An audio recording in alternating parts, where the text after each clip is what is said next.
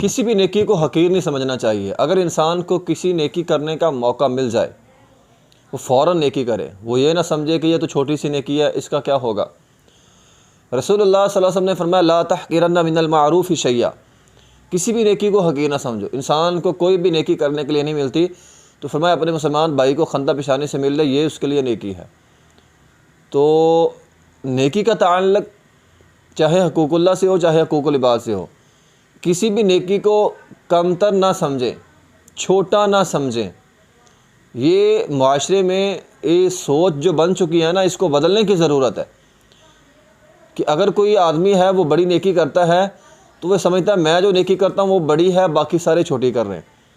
میں مثال دیتا ہوں، مثال کے طور پر ہمارے معاشرے میں یہ ہوتا ہے کہ مثال کے طور پر میرے پاس علم ہے تو علم حاصل کرنا بہت بڑی نیکی ہے، میں سب سے بہتر ہوں، میں سب سے افضل ہوں، میں سب سے اعلیٰ ہوں چونکہ میرے پاس علم ہے۔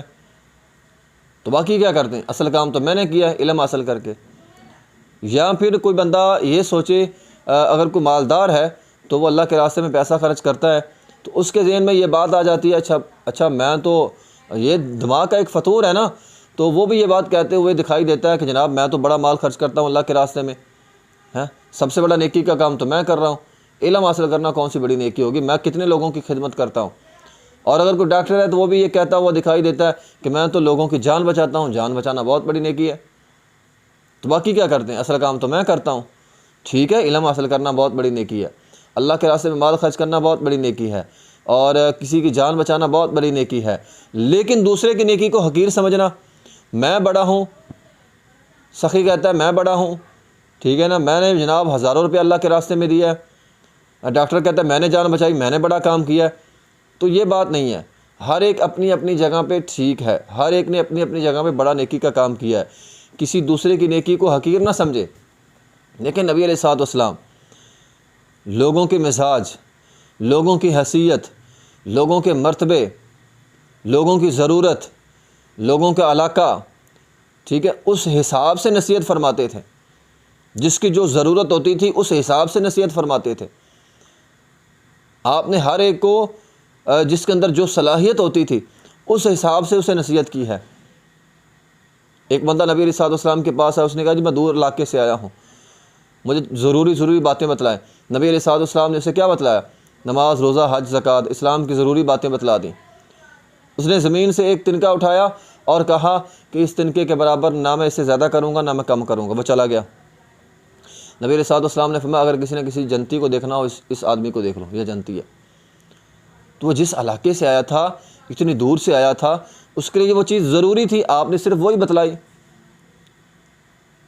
اب صحابہ کرام کو دیکھ لیں، نبی علیہ الصلوۃ والسلام کی ایک اور حدیث ہے، نبی علیہ الصلوۃ والسلام نے فرمایا تجدون الناس معادن، آپ تم لوگوں کو کانوں کی طرح پاؤ گے، کمعادن الذهب والفضہ، جس طرح سونے کی کان، چاندی کی کان۔ اب کانیں مختلف ہیں، کسی سے سونا نکلتا ہے، کسی سے چاندی نکلتی ہے، کسی زمین سے پتل ہے، کسی زمین سے تانبا ہے، کسی زمین سے کچھ، کسی زمین سے کچھ۔ تو ہر ایک کی اپنا مقام ہے، اپنی اپنی خوبی ہے، اپنی اپنی ضرورت کے مطابق اہمیت ہے ان کی، ٹھیک ہے نا۔ جہاں لوہے نے کام دینا ہے وہاں سونے نے نہیں دینا، جہاں سونا کام کرتا ہے وہاں لوہا نہیں کرے گا۔ تو صحابہ کرام کے زمانے میں صحابہ کرام میں مختلف صلاحیتیں ہوتی تھی، ٹھیک ہے، کوئی جہاد کرتا ہے، کوئی علم حاصل کرتا ہے، ٹھیک ہے، کوئی لوگوں کی مدد کرتا ہے، کوئی لوگوں کی خدمت کرتا ہے، جس کے اندر جو صلاحیت تھی وہ اپنا اپنا کام کرتا تھا۔ تو کوئی کسی کو یہ نہیں کہتا تھا میں بڑا نیکی کا کام کر رہا ہوں تو چھوٹا کر رہا ہے۔ عمر بن خطاب رضی اللہ تعالیٰ عنہ مسلمان ہوئے، ان سے پہلے بھی اسلام سے پہلے ان کا رعب دبدبہ تھا، اسلام کے بعد رعب دبدبہ برقرار رکھا گیا۔ عثمان غنی رضی اللہ تعالیٰ مالدار تھے، وہ خرچ کرتے تھے۔ عبداللہ بن مسعود رضی اللہ تعالیٰ کی آواز اچھی تھی، آپ نے اسے قاری قرآن بنا دیا۔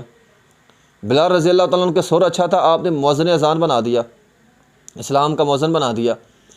تو وہ تو یہ سمجھتے تھے شاید میں کم ہوں، دوسرا مجھ سے زیادہ نیکی کرتا ہے، مجھے زیادہ کرنی چاہیے، ٹھیک ہے، ان کے اندر یہ صلاحیت ہے۔ ہمارے ہاں الٹ ہو گیا کام، ہم کہتے ہیں جناب میں بڑا ہوں، میں نے بڑی نیکی کی ہے، تیری نیکی کیا ہے؟ اس لیے اس سوچ کو بدلنے کی ضرورت ہے، بہت زیادہ ضرورت ہے۔ اور ہمارے ہاں تو الٹ ہوتا ہے ایک اور معاملے میں، ہم جملہ بولتے ہیں جناب اس نے داڑھی بھی رکھی ہے اور جھوٹ بولتا ہے، ہم بلیم کس کو کر رہے ہیں؟ داڑھی کو، جبکہ داڑھی رکھنا تو سنت ہے۔ غلط کام جو ہے وہ جس کا جھوٹ بولنا ہے۔ اگر کوئی بندہ واقعی داڑھی رکھ کے جھوٹ بولتا ہے تو جو اس نے جرم کیا وہ جھوٹ بولنا ہے۔ داڑھی رکھنا تو اچھا کام کیا، ہم اس کے جھوٹ کو بلیم نہیں کرتے، اس کی داڑھی کو بلیم کرتے ہیں۔ یہ نمازی بھی ہے، یہ فراڈ کرتا ہے، اور نماز پڑھتے ہوئے فراڈ کرتے ہو۔ نماز پڑھنا نیکی ہے، فراڈ کرنا گناہ ہے۔ اگر کوئی نماز پڑھتے ہوئے فراڈ کرتا ہے، آپ اس کے گناہ کو بلیم کریں، اس کی نماز کو نہ کریں۔ بڑا حاجی بنا پھرتا ہے، یہ تو دھوکہ دیتا ہے لوگوں کو۔ حج کرنا عبادت تھی، اس نے عبادت کی ہے۔ دھوکہ دینا گناہ ہے، وہ گناہ کر رہا ہے، آپ اس کے گناہ کو بلیم کریں، اس کے گناہ کو بلیم کریں، نہ کہ جو ہے اس کے حج کو بلیم کرنا ہے۔ تو یہ چیزیں جو ہیں وہ سمجھنے والی چیزیں ہیں، اس سوچ کو بدلنے کی ضرورت ہے۔ نبی علیہ الصلوۃ والسلام آپ کیا کرتے تھے؟ اگر جب کسی کو نصیحت کرتے تھے تو آپ اس کے اندر جو کمی ہوتی تھی نا، اس کی اصلاح فرماتے تھے۔ فلاں بندے، تو بندہ بڑا اچھا ہے لیکن تیرے اندر یہ کمی ہے، اس کی اصلاح کر، ٹھیک ہے نا؟ تو یہ سوچ ہونی چاہیے، نہ کہ ہم جو ہیں وہ کہیں میں بہت بڑی نیکی کر رہا ہوں اور دوسرے کی نیکی کو حقیر سمجھنے۔ تو کسی کی نیکی کو حقیر نہ سمجھیں، نیکی کوئی چھوٹی نہیں ہوتی، ہر نیکی کا اپنا ایک مقام ہوتا ہے، اپنا ایک مرتبہ ہوتا ہے، اور جس نیکی کا انسان کو موقع مل جائے، انسان کو فوراً نیکی جو ہے وہ کرنی چاہیے۔ وآخر دعوانا الحمدللہ رب العالمین۔